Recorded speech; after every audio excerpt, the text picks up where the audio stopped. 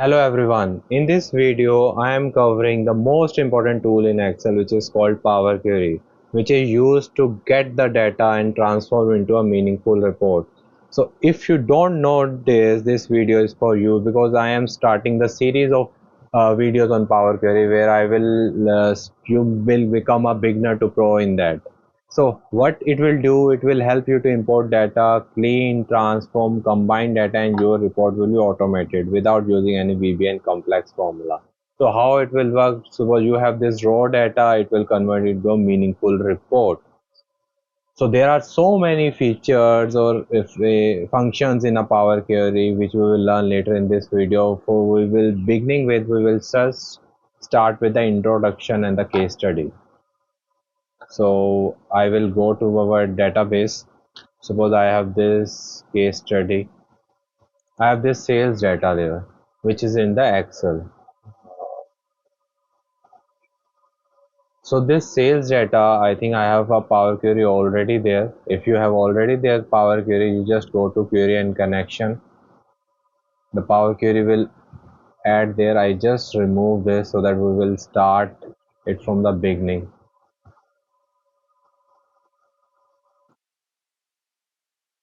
Now this file is without Power Query, also removing this file.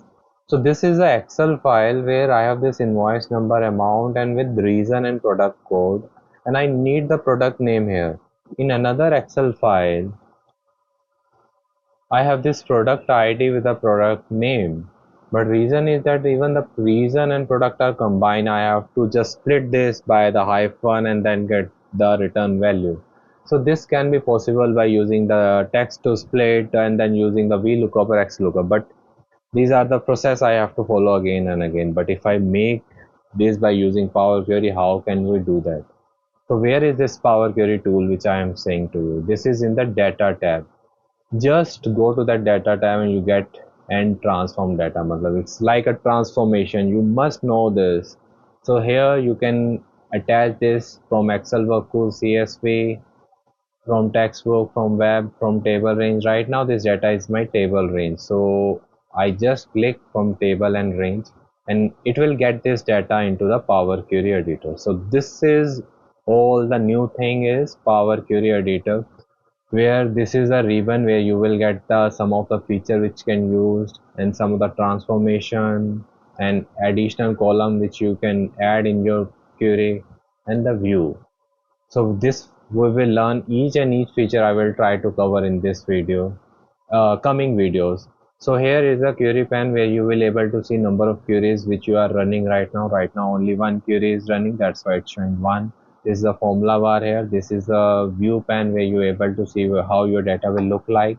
This is a query setting where you have a name. I can change this name to the sales, and I have here applied step.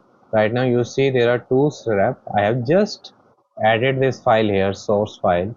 See, by when it's added here, it's just looking after this number as if I go to any 1 2 3 ABC 1, so it's considering it's a any number. And in a change type, if you see, it automatically looks at a data and change it to a date format. Here it changes to a number decimal format.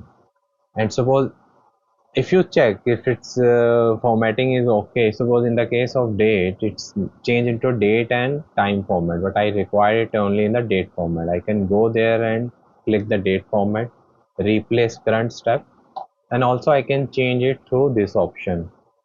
So I have done this formatting. I can also do the sorting, so every time the data is there it's sorted here.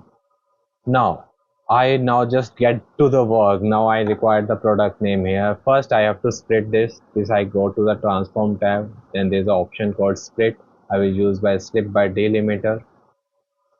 And here the option is there is generally these options are not there, so it automatically select there's a custom and there is a hyphen there. Automatically he is no. I have to just click OK and see the my this data is split into those. My original data is not affected with this. It is only the steps which is working there. If you see, you can go back to this back step. You will able to get these are combined, then split by delimiter, change type and change rename call. But still I need the product name. How can I get this? This is in this separate Excel workbook. So I can get this Excel workbook also in this Power Query editor. How can I do that? I go to the home tab, go to the new source file, get into the Excel workbook, and the very where this file is saved, I will click on that, click on import. So this Excel file right now has only one sheet, so it is showing me if it has a multiple, I can select whichever sheet I want. I can have a multiple item also. I will click OK,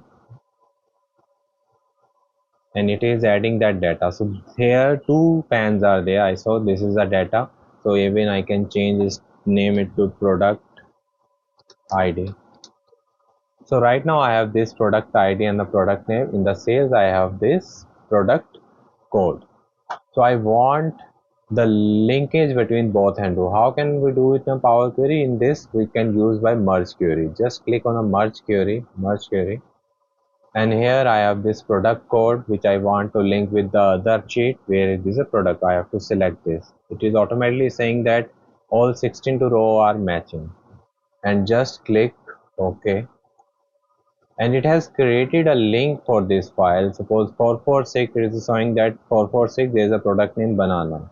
You must ensure that from where you are merging the query, it must have unique values only. If 446 there are two items, then it will cover two items here, like 446 banana, 446 other orange, and it will give the two reports if I expand it. But so how to expand it? Just click on this arrow, top arrow here, and here I now need the product name, not need the prefix of the sheet name. Just click OK.